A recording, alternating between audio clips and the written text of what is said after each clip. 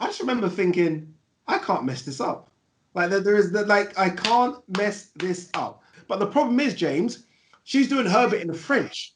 So I don't know when she's ending because I don't know what she's saying. I've done something like that between me and you. No, that's all right. I'll ask you about it.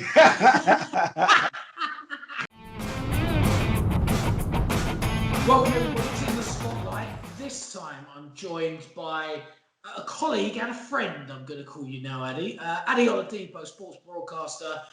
Ade, thanks for doing this, mate. I want to just start with how we met. Yeah, Do you remember how we met when we were in that little studio in Sky, yeah. both absolutely bricking it because we're having to do a screen test to potentially be on a new show for Sky Sports? It's funny how you say brick in it because I walked in and I actually thought that you already worked for Sky. I was adamant you worked for Stop Sky it. already. I swear. Until I think we sat down and I think I had a couple of words, and then I realized you were actually doing it like I was as an audition. I was like, oh my God. And that actually made me even more scared because I was thinking, if they're only looking for one person and this guy's here, I'm in trouble. I genuinely felt that way. I remember, I think I messaged you on Twitter, but I think I went to have a coffee with a friend and I was like, if they're looking for two people, I might have a chance. If they're looking for one, then there's this kid here with the whitest teeth in the world who's going to take it. And I, Coming from you. and I Look don't at know, yours. and I don't know what to do. But yeah, that was surreal. The whole Sky experience, the early doors experience. Obviously, we went for the interviews as well. Didn't get the role we initially went for, but I guess we're lucky, or I don't know, if lucky is the right word, but we were fortunate enough to be called back for that. But yeah, it's a real early experience. What's your memories of the interview? Knowing, okay, it's funny you say that. I think what made me laugh about the interview is when they kind of said, okay, here's 20 questions. I think was it 20 questions? And I was like, yes, bring me the questions. Thank you. I think I saw the first question and I immediately knew I was in trouble. Like, I don't know. I mean, it took me back to like GCSEs and A levels where I was like, oh my God, we haven't revised enough. They were the hardest questions I've ever seen in my life. I think I probably only got two or three right. So that was my memory of it. Walking out of that interview thinking, no chance. I've never got this. It was those questions that threw me completely, right? Yeah. And I was the same as you. I thought, okay, yeah, I've got good sports knowledge. Yes. Question one. Who are the current managers of Heart of Midlothian, Yeah. Hibernian, and Queen's Park in Scotland? Yes, okay. Moving on. Honestly. And I remember normally with sports questions, you can kind of guess it, right? You can kind of in your head, you can kind of break it down. I couldn't even guess. I couldn't even get the first name. There was nothing, blank. And then like, what's Lewis Hamilton's car number? And I kind of remembered it in my head, but then blank. I think the only one I kind of got, which I was pretty confident about, was name. I don't know. I think it was like seven English managers currently doing playing their trade in the Premier League. That one was okay, I think. But even then, walking out, I was thinking, how could I forget Steve Bruce? Like he just walked out, and I was thinking, oh my god, how have I forgot that person? But I tell you honest truth, even for me, because of where I've come from, just to get to the Sky Sports interview, that was almost a tick for me. Just to get to the interview, because obviously, three, 400 people would have applied. I don't know how many people went for the interview. So I guess just to even get to that stage, for me, it was almost like, oh, I am pretty good. I'm okay. So I was satisfied just getting there. I had no expectations of it going beyond that. And that's being honest. I was just happy that I ticked that box. I went into the Sky Studios. I saw Vicky Gomersall, Mike Wedderburn, and I was like, I can go home a happy man. But that's not really you, though, Addy, because you don't give up very easily, mate. And you fought through, and you said all that praise to me, which I really appreciate. And by the way, I didn't pay him to do this, but you said all this. You went as soon as you sat in that seat, you knew there was something about you. You had this charisma. You had this moment, and you took over the room, and that's what it's all about. And that's what I think is draws so many people into you because of your personality. It's so uplifting. It's so inspiring, and it honestly it's brilliant. And so no wonder you're in the position you are right now. But Addy, where did it all start? Take us back to the start. Like, what was your dream when you were younger? Oh, playing sport. I think like probably most presenters, there's that dream of playing sport first. and then you don't quite make it in there, or you're not quite good enough, if you have to be honest. And then you take a step back and you follow it and watch it. And I think I can speak for us that we both love so many different sports. So I've always loved sports. That's always been a passion. Um, but not in my wildest dreams did I ever think I was actually going to talk about sport. I was working for Islington Council up until 5 years ago. So I've kind of done it a completely different way. There is no journalist degree or anything like that. I started my own YouTube channel talking about boxing. I used to go to several boxing events, and lucky enough with boxing, you can get in pretty easily. Eddie Hearn and Frank Warren are happy to give out press passes if they feel like you're bringing something of value to them. And I had a boxing channel that was getting a few thousand views. Um, How did you get that? How did it, you say it so casually, and I know there's so many people out there who are desperate for a few thousand views on a yeah, YouTube channel. How did you build it up, and what was what made you want us to do it in the first place? you know what it is? Me and a friend Ryan, who's definitely more the boxing geek. I was more the all-round sports person. He was definitely Mr. Boxing, but we had a good chemistry. We could both talk on camera, and views wasn't even important then. We just actually wanted to create something and show exactly what we were doing most nights watching boxing, but on camera. We didn't have a camera. We actually filmed it, and this is no joke, with my laptop camera. That was the film. We used to film it in my old studio. We used to sell chairs, just like the one we're seeing now, and that was it. And then we made videos, and I think people almost started to appreciate our candid and just honest answers to questions. We didn't shake or shirk away from any difficult subjects. We talked about steroids, we talked about cheating, we talked about robberies in the sport, corrupt judges, and I think we started to get a little bit of a cult following. And that's how it then began. So one video turned into 5 videos, turned into 100 videos. And I think in the end, me and Ryan probably, before I went off on my own, probably done about 500 videos just talking about boxing. And that's when I realized, just from people's comments in the comment section more than anything, that I actually was decent at talking. People are like, oh my God, Ade, you should do more. And I'm like, do more? Like, what do you mean more? They're like, oh, you should try and go on TV. And I laughed it off like, okay, let's stop. I'm working at Islington Council. I'm happy doing this. There was no money involved. It was just fun. And that's kind of how it steamrolled from there. So I just want to pick up on something before we go back again. So you've got your YouTube channel. You're talking openly about absolutely any subject you want, being honest and open, which is exactly what YouTube followers are desperate for. They love those people who just talk the truth and talk from their heart. Now, fast forward 5 years, you're now working Sky Sports, Talk Sport, amongst others. Are you worried that you have to bring it back a little bit now, working for those broadcasters, and not be as maybe honest and open because of the relationships that broadcasters have with people around the world? Good question. It's a good question. I can't lie to you. It's one of those, when I first started working for Sky, it, it, it's something that kind of dawned on me instantly, because I've openly critiqued Sky. Um, and I can't do that, right? They're my employees. I can't critique them so I've had to tone it down a little bit. I still think I am honest, but am I as brutally honest as I was before? No. If I was going 100% before, I'm probably going 70 now.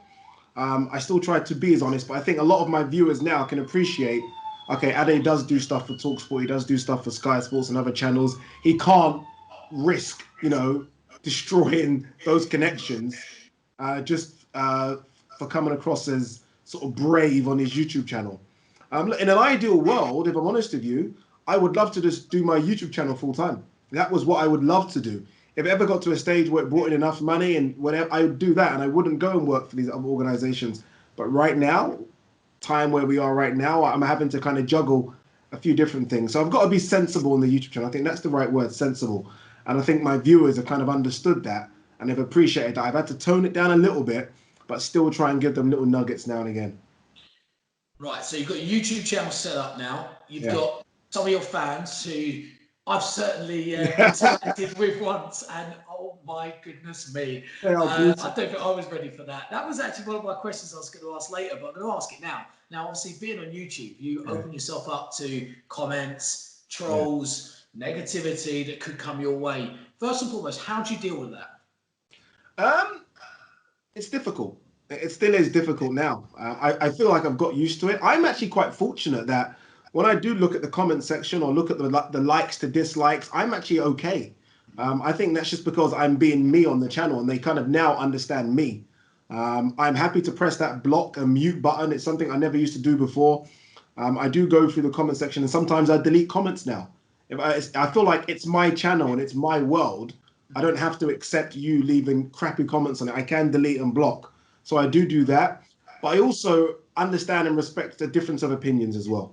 We're not all the same in terms of our upbringing, in terms of our thought processes. So some people are going to have difference of opinions. And I said to all the people that watch my channel, it's okay to have a difference of opinion. Just don't do it rudely. Just be respectful.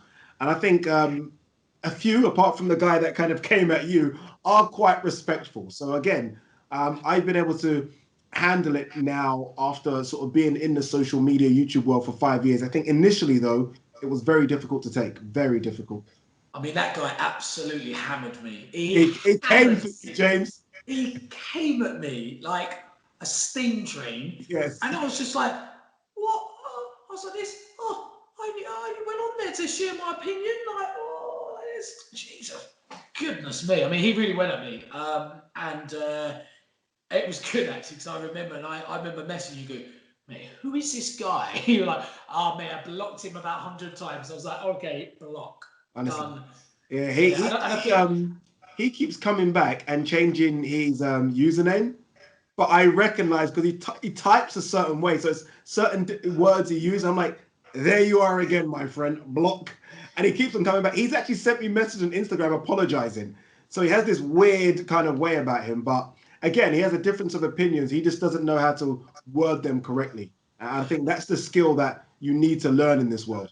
And I think if you go on Twitter, you struggle to ever see that. Do you know what I mean? Like people really do struggle. They have this. Someone has a different opinion of them. They absolutely go in.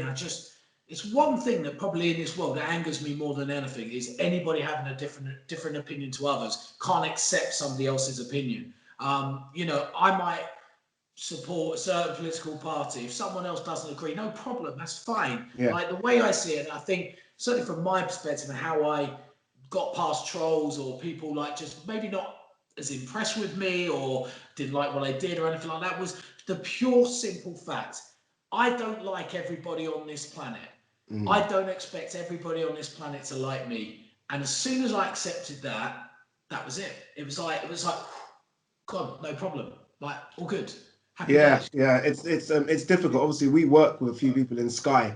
A couple of them have come off Twitter completely. One of them obviously got completely abused, out of the line. I mean, Twitter trolls are the worst. If I didn't feel like I had to be on Twitter, I would come off it. I'm on it. Look, I can be pretty brutal myself. I'm happy to go back and forth with them, but it's a waste of my time. But I feel like it's a necessary evil for me at the moment. I actually don't like Twitter, and I feel like Twitter needs to look in how they monitor this because it's almost bullying to an extent, and it goes too far. Some of what people say on Twitter goes way too far, and I pressed that mute button about 100 times now. I think the block button's catching up as well, and I'm like, I don't have to deal with you in my life. Block, and I think that's the easiest way. Do you know what? I've got a confession, mate. I've used that mute button a lot. Not on you, Thank but you. on people on people that I follow. Yeah. I've had to mute because I feel like unfollowing's a bit mean. Mm. So, but I've had to mute because again, it's just negativity and Yeah. just constant like trash that people speak. You're like, oh God, like oh, I used to respect you. I used to really like you, but I'll watch what you say on Twitter. Anyway, Absolutely. went well off topic there, but that's probably not going to be the first time we do that, mate. Right, right, you've got your YouTube channel. You set Yes. it up. You're talking Yes. openly. You've got people telling you, right, I think you should be doing more. What was your next step? Next step was actually a bit of a lucky one. I've got a sister, Juliana, who's also a TV presenter. She actually anchors a Nigerian channel called Channels TV, which is actually quite a big channel in Nigeria. She at the time worked for Arise News. A mutual friend of us, Gavin, worked there as well. And at the time, they were looking for someone to talk about Floyd Mayweather versus Manny Pacquiao fight. And my sister was like, "Oh, my brother talks a bit of boxing." So they asked her to send a clip of me talking on my YouTube channel. And they're like, "Okay, yeah, he talks, he's okay. Can he come down?" And I went down. In fact, I didn't go down. They sent me a taxi, which for me was like, oh my Wow. God, what? A taxi's coming? So they sent me a taxi. Their head office was a New Zealand High Commission in central London. And I went there. I spoke about Floyd Mayweather Pacquiao for 5 minutes, done all the makeup. I was so excited. And then as I was leaving the room, the producer at the time was like, you know what? You might have a future in this. And I was like, oh, really? And then a couple of weeks later, I remember it like it was yesterday. They called me and was like, okay, look, do you mind being our sports guy? We can't pay you, but we'll happily, send taxis for you, etc. And we have a show every I think it was every Tuesday and Thursday, 7 o'clock. Would love you to come into the studio and go back and forth with our presenter. So it was like Samantha Johnson, who's doing stuff for TRT World in Turkey, Gavin and a few others. And that's what I done for 3 or 4 months for free.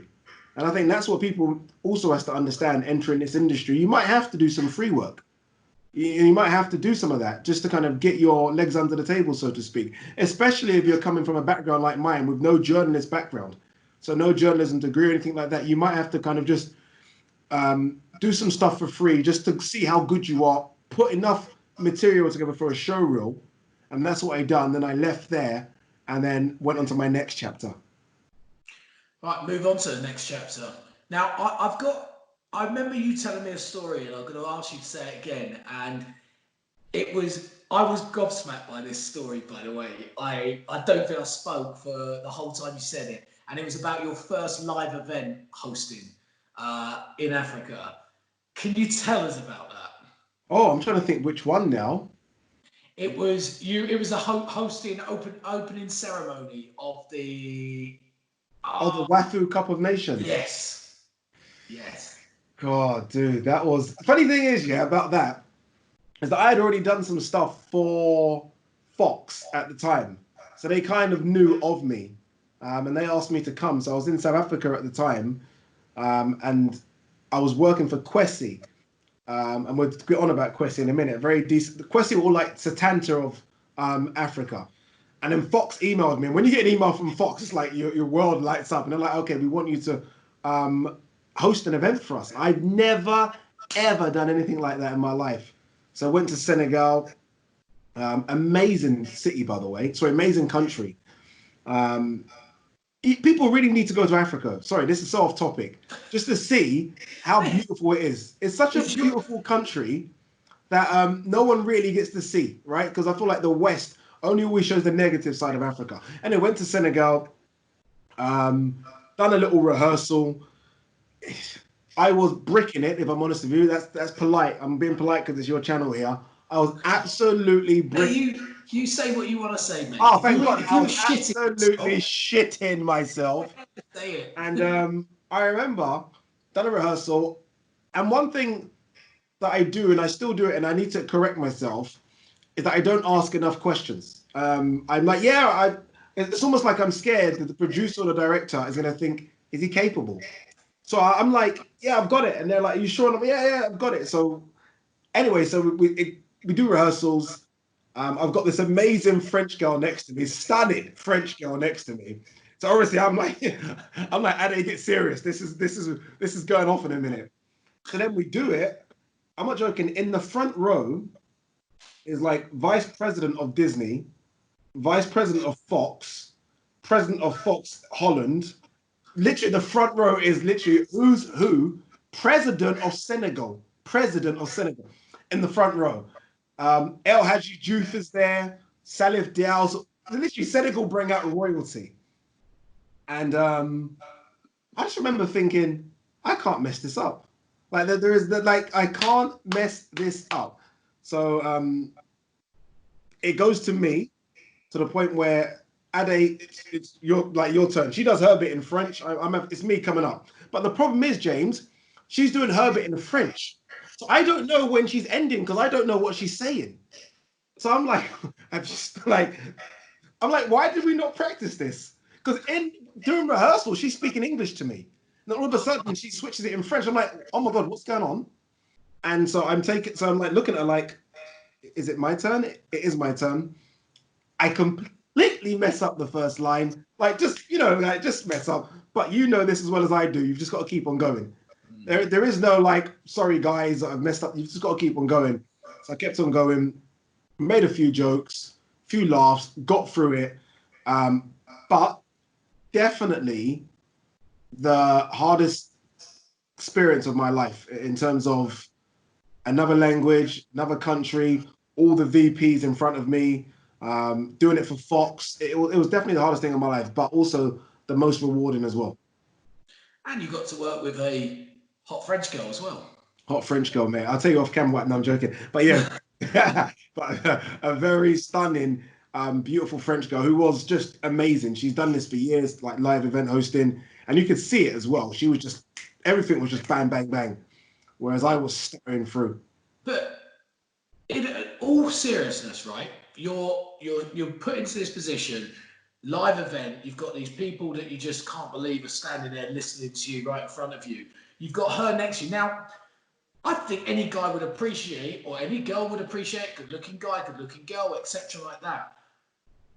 That must be quite tough. And in this industry, as you and I well know, there are some beautiful, beautiful women, beautiful people in this industry. You've got to be professional. Yeah. Honestly, how difficult is it at times? You just got to switch that side of your brain off, haven't you? Yeah, and for me, fully single guy at the time, it was difficult because, and you know, the funny thing is, I knew of her. Go on, I say I found the script or whatever, so I saw her name, so I Instagrammed her, looked, I thought, hello, and then when I got to the venue and I saw her, I was like, oh, this ain't gonna be easy. But at the same time, I knew this was a big opportunity for me. I think ESPN and Fox are blowing up in Africa right now. They've chosen me. This is it, go time, right? So yes, I can have all the laughs and jokes, but it is serious, right? Because you know what it's like as a freelancer. You mess up once with these guys, that's it, boom, that's it. You're never going to get that phone call again. So I had to switch it on and be professional. And then at the end of the day, everyone enjoyed it after. Even that little mistake, it's weird about mistakes as well. You notice them, it doesn't mean they notice. So you know when you might have stuttered or said something wrong. It doesn't mean everyone listening has taken any notice of it whatsoever. So you've just got to keep on going. And that's the thing as well. I think I've learned over the last sort of 3 or 4 years, just keep on going, keep on talking. Do not stop. Do not stop. And I think that experience has helped me a lot in sort of latter year, especially joining Sky. Do you know what? For me, often I think to myself, actually, how many people are actually listening to what I'm saying? And Mm, that relaxes me, strangely enough. Even though I know people would be, yeah. it relaxes me to think, just go for it. And like you said, it's live TV, it's live event. You can't stop and say, "Oh, let's do it again." Though I have to say, Eddie, if you can Mm. stop the president of Senegal and the vice president of Disney and say, "Excuse me, sorry, can we just do that line again? Sorry, guys. Sorry, El Hadj." That would have been epic. Dude, dude. I don't even want to think about that. Honestly, oh, those are moments though. And we've seen people have these kind of weird breakout moments on TV. Please, God, not me. I don't even want that as part of my life. No Well, chance. you say that, mate, but you did have a little bit of a moment on your breakout for Sky Sports, didn't you? I did, and I blame Sky Sports because I didn't realize that I picked up a laptop that had a problem with its charger. Like my laptop here, literally, if I take out the charger now, it would die. So I understand how my laptop works. I didn't expect the same thing to happen for Sky Sports. When I picked up that laptop for Sky Sports, it said 71%. And I thought, the show's only, was it an hour? Yeah, show's only an hour. That will last. I remember looking to my side at Emma, who was on my right, and it went down to 21. I remember looking at Emma saying, during the break, saying, oh my God, my laptop's gone to 21%.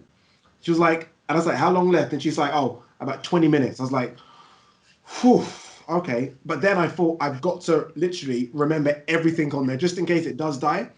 And it died. Literally, I was talking about, I think, Van Dyke, and I saw my laptop die live on air. And thank God, Tom has a sense of humor to mention it. Because if he didn't, and he kept going back and forth with me on questions, I would have struggled big time. But yeah, my heart died when my laptop died. I thought my first day on Sky and my laptop's going to die. But thank God, the gods were with me, and Tom made a joke of it. And it actually helped me in a weird way. It went on to Soccer AM. I put the clip on LinkedIn. I got so many different requests. I think Talk Sport actually. I think I got the Talk Sport gig because of that. So weirdly, how it worked out in the end.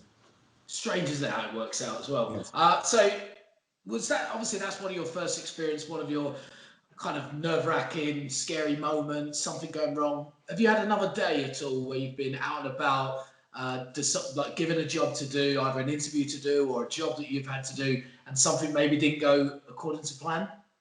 I've had a lot, quite a few. I've actually had like so many crazy situations, but I almost think that's because of the terrain I was working in. So my chapter two was where me and the missus at the time decided to go to Nigeria.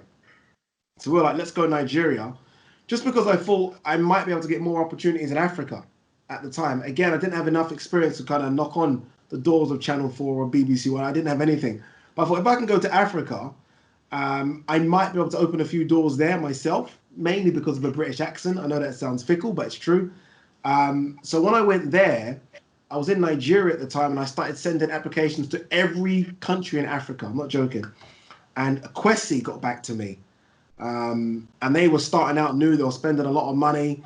And they said they're going to pay for my flights to come to South Africa. And I thought it was all a joke, if I'm honest with you. I'd never heard of them. I thought this was a joke until I did get my flight tickets and they flew me out and I got my hotel voucher.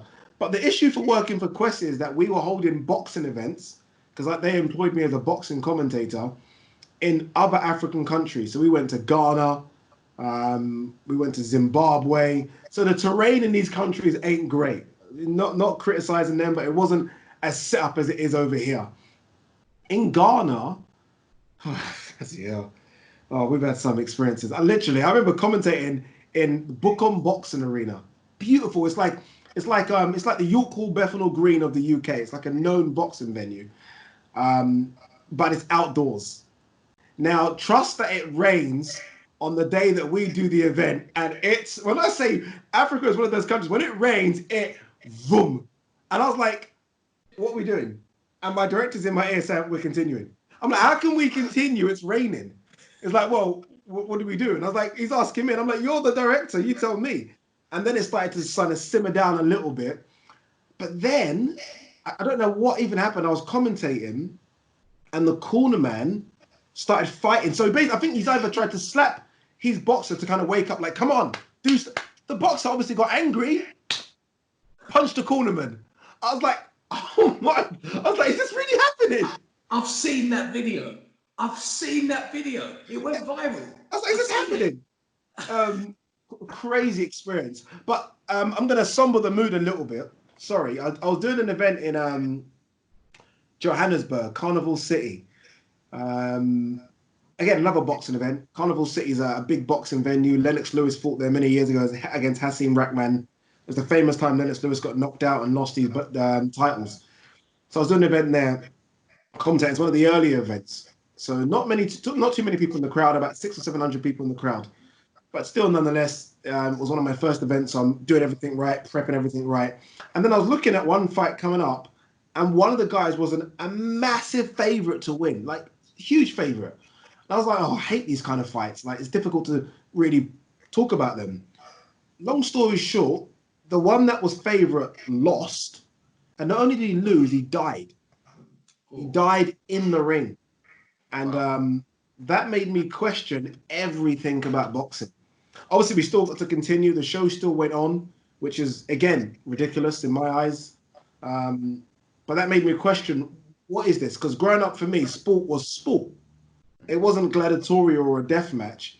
And here we have a guy that on the undercard wouldn't have been paid that much, right? He's not going to get that much money. Maybe about 5,000 rand, which is nothing. Maybe what's that, 400 quid? And he died. He died, and I had to commentate, and it was very difficult to commentate after, like to continue to commentate, knowing that this guy's gone back to the change room, collapsed, and passed away. Um, yeah, strange. It makes me question boxing today, if I'm honest with you. As much as I love the sport, it makes me question it. But since that moment, there has been other boxers who have passed away in the ring. Do you still consider like your position as a boxing reporter? Yes, 100%. That I have this weird love and like for the sport. Love because all my heroes have sort of come from the sport. My biggest hero, Muhammad Ali's come from boxing. But even the way his kind of life was cut short, obviously due to Parkinson's, but that brought on as well by the severe trauma he was getting in those fights, especially towards the end. So it does make me question it. Look, the sport's not going to stop, so you only hope that it can be cleaned up. So drugs testing obviously is a big thing. Medicals, weigh-ins, fighters would kill themselves to make a certain weight, and then they come into the ring. Yes, they look like they've got a body beautiful, but literally it's almost like a Ferrari with no engine. Nothing's working inside because they've depleted their body. So it's a weird sport, James. Honestly, it's a weird sport. I love it and hate it at the same time. I really do. And how did you recover from that? How did you pick yourself up to be able? Because it's not like you can carry that somber mood. You have to still do your job. You have to still get paid. You need to still earn money, put food on the table, put a roof over your head. You can't let these things fester. As horrific as it was, and it is, you still have to pick yourself up and get that pizzazz back, that you're used to. How hard was that to get back for that next boxing show that you did? I think difficult. I have to probably sort of thank my director in my ear and my co-commentator, who's a former boxer. They were good. I think they could see that I was a bit rattled, but we had like 5 minutes. That we obviously went to a break immediately as soon as he fell on the floor. Break for like 5 minutes to kind of set up again. And like you say, you've got a job to do, right? So I dealt with what I had to do in terms of still commentating, still giving that energy. That's what they love me for. But I think when I went home to my hotel, I think I actually cried, if I'm honest with you. I think I cried. I think I cried for his wife, who I saw ringside, and I saw her face immediately when he collapsed. His kids were there. He had like a little community of people, maybe 30, 40 people, and you can see all their reactions as well.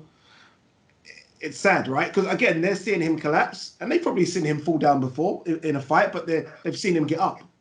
I mean, the wife's watching her husband not get up, and yeah, it broke me for a while. Again, I think I questioned my own sort of participation in the sport, but again, it's my job. I've got to put food on the table, so to speak, roof over the head. So you just continue. Yeah, certainly don't think you hold yourself in any way responsible just by doing your job, or to feel Mm, like you're an enabler to the sport. At the end of the day, you could pick that about all sorts of sports, all sorts of walks of life. There's how many pubs, bars, certainly in the yeah. UK. There's alcoholics in it amongst people. It's a never-ending thing. You just can't. You just, unfortunately, I guess that was your lesson of high-profile sport and sport in general. That it Mm. can be, and boxing, it can be a matter of life or death. Yeah, and again, that's why you question it as a sport, right? There's not many sports that the aim is to hurt the opposition. I mean, even if you look at sort of violent sports or sports that have been considered violent, like rugby or NFL, the aim is still to get the ball over the touchline. That's the aim. Whereas boxing, the aim really is to hurt your opponent, right? Well, it's to Either knock them so he out. quits, surrenders. Exactly. Yes, you have skillful boxers that will move and sling, but even though they want to hurt you, that's the aim to cause damage. So yeah, it's a tricky, tricky sport boxing. Again, love it, hate it, like that. So, you conquered Africa. Yes, You conquered tick. Africa. Yeah, you ticked Africa off. You decide to come back to the UK. What was the aim? Was the aim to utilise the experience you've had in Africa to then bring it to the screens over here in the UK? Yeah, I felt like after doing Kwesi for 2 years, and then Fox, I think Fox was the massive one for me. So it's almost like, okay, I'm coming back now with almost like steroided up. Like I've got Fox, I've got that behind me now, I've got Kwesi, I've got a few other little channels I was doing stuff out there for, and I just felt confident now. So I felt like, oh, I left only having done a rise for free. And I guess it's different when people are now paying you for your services. So it's almost like, okay, you're good enough, so we're going to pay you. And not only are we going to pay you, we're going to continue to use you. So I felt like, you know what? I'm ready to come over. And not only that as well, but I was told by Kwesi and Fox at the time that they would pay for me to commute from London to Africa. So I was like, well, tick, tick, let me go back to London. So I felt when coming back, I felt like, you know what? My targets were, I remember even, like I said at the time, BBC, the Olympics, and Sky. Those were like the biggest free targets. I had no idea how I was going to get them, but I came back thinking those are the biggest free targets. Let's somehow attack them. So you got there by hard work, determination, your YouTube channel's flying, you got Mm. yourself on Sky, you're on Talk Sport now. Yes. I always said to you, to be fair, you're the face of the radio. So that's, I feel but like it now during the lockdown, I tell you. mate, this is What is I that don't know extra piece of hair? What is going on? do you know what? I bought this because usually you wear a flat cap, so I thought Yeah. I'd bring my flat cap just in case. But oh, mate, it's like a mop at the moment, isn't it? But you know, we talked about TV. You've been on TV and you commentate to us. But what's the difference with working for Sky and then working on Talk Sport? Oh, Talk Sport's so much more laid back. Way more laid back. And I don't mean that as a negative towards them, but I think that laid back attitude they have is what makes the show, right? You look at some of their presenters over the years, think of Alan Brazil, Georgie Bingham now, they've all got a certain way about them. And I prefer that. I think that's more suited to my character as well. Sky is fantastic, right? We all obviously want to do some stuff for Sky. It's the biggest broadcaster over here. But I think Talk Sport is more favorable to me. I enjoy it. I feel like you can have a bit more banter on it. It's not as serious as Sky. And I love Talksport. I really do. Um, I've only been doing it for what 2, 3 months now, but I've been fortunate enough to have done it quite a few times. And I just feel like I don't know. I can picture myself hosting a show on Talksport. I really can, honestly. Whether it be a fighting show or boxing show, I don't know if I can picture the same thing on Sky. Who knows? Fingers crossed. But I actually do like Talksport a lot. And flip back to Sky, and it wasn't that long ago that another opportunity came your way. Heidi, yeah, can you go and interview Anthony Joshua tomorrow, please? What was your response to that, mate? Yeah, you know, the funny thing is with that, I was actually walking out after doing a show, and he said, "Oh, do you fancy interviewing AJ on Monday?" I was like, "Pardon me? Yeah, yes, please." Like, what? What kind of question is that? And yeah, that was just crazy. That was, I don't know. That was just surreal. It still is. I think I posted something on my Instagram just a few minutes ago about it because I was so nervous. But in my head, I was thinking, Tokes, you've prepared for this for several years. This is everything you've been doing is for this moment now to show Sky that you are capable of interviewing one of the biggest names in boxing just like that. This is that moment. It almost felt like that. It almost felt like the final of the Olympic 100 meters, all that training behind the doors that no one sees. This is their moment. And that was my moment. And you know, with Sky, you only get one chance to impress, right? I mean, it's it's quite difficult. There's not that much work going around. There's a lot of us, and you've got to impress. So that's in the back of my mind as well. And you've almost got to remove that from your mind, but it's there, you know. Um, so I knew I had to impress, and it was funny because you're there, and everyone's doing their interviews with Anthony Joshua, but you got the Sky mic, so that almost gives you this privilege, right? It says Sky Sports on there, and you hold it. It's almost like I'm holding Thor's hammer. I felt powerful with it, James. It's like, come on, Sky. And people were looking like, oh, you work for Sky? And I was like, yeah, I work for Sky. Yeah, I do. And then when I interviewed him, it was like a really good interview. He's got a lot of good energy. And I remember going home and just feeling so good. Like, I remember my friend drove me home, and I remember just sitting there thinking, I need more of this. Like I need more of this. It's like a drug, isn't it? Mate, it's the biggest thrill when you feel like you nailed it as well. Like when you feel like you've made a mistake. I remember when I think you messaged me about you thought that you made a mistake. I think it was on the Eddie Hearn interview. It sticks with you. It Yeah. sticks with you. When you know you've nailed it, it's the best feeling ever. Like I'll swap it for anything. And I remember thinking, nailed, chest up, I nailed that. Yeah, that's one thing about Sky as opposed to Talksport. We're just comparing. Sky just Sky is that massive box ticked, right? Sky is the biggest. I think for any sports journalist in this country, everyone, I don't care what they say, wants to work for Sky. Everyone. It's like the Mount Rushmore. It's like it's almost like the verification of that you are good at what you do. And for me, starting out 5, 6 years ago, I never thought I would get here that quick. So happy is Larry. Absolutely, and mate, yes, you're at Sky Sports, and it is the pinnacle for Yeah. so many broadcasters, so many aspiring journalists, reporters, presenters. that they finally can appear on Sky. And it is a very, very tough world to be in. Now, you mentioned it before. I won't keep you too much longer, but you mentioned the fact that, you hold that mic, you've got this power, but you've also feel under pressure. Yeah. And you almost feel under pressure every single time you're presenting. How do you cope with that pressure, knowing that, when the phone rings again tomorrow, or when we're out of this lockdown, you could be off to interview Eddie Hearn next, you could be off to maybe Vegas for a fight or something. You never know what's going to come. I believe that's going to happen, by the way. And oh yeah, but how do you cope with that pressure? Such a good question. I don't know. For me, it's almost like a sink or swim thing now. Like, I just know once the camera's on, that's it. It's go time. I don't know. I know that's not the answer that our viewers want to hear right now in terms of giving them. But honestly, it's go time. It's almost like I switched the flip, switch the flip, Flip the switch. flip the switch. That's what I meant to say. Look, thank God this isn't live, right? Flip the It is switch. live. Flip the switch, and I know it's go time. It's go time. But again, that only happens because of years of preparation, right? I mean, I say it like it's easy, but then people have to understand there's 5 or 6 years here of a back catalogue of work, of mistakes, of knowing how to slow down when I'm live. There's all that. So it's not just a case of sink or swim. It's sink because I know I've got so much below me that's helping me. I've done thousands of interviews. I've done so many pieces to camera on YouTube.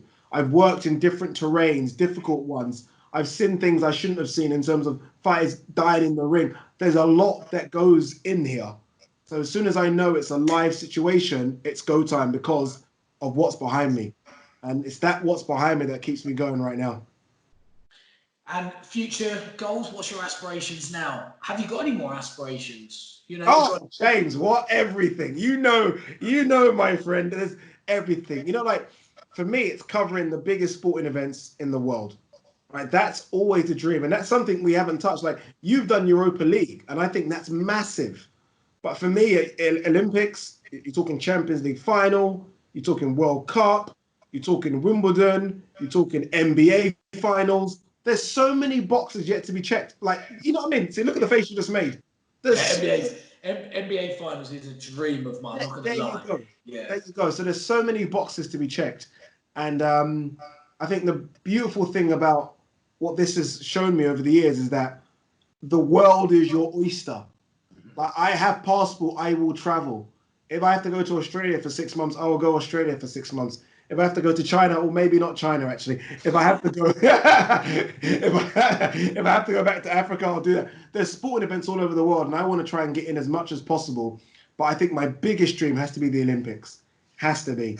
And it's funny with the Olympics being cancelled because I wrote down in my book 2020 Olympics. That was my goal 4 years ago, and I realized I was never going to get it. Now I've got another year, and I think 2021 is going to happen.